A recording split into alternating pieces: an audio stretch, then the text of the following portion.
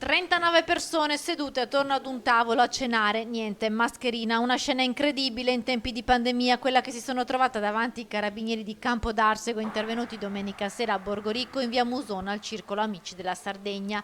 I commensali stavano cenando tranquillamente in barba alle disposizioni anti-Covid, molti arrivavano da altri comuni e nessuno rispettava le distanze di sicurezza o l'uso della mascherina. I militari dell'Arma sono arrivati sul posto dopo la segnalazione di alcune persone insospettite dal notevole andirivieni di auto nel parcheggio del circolo.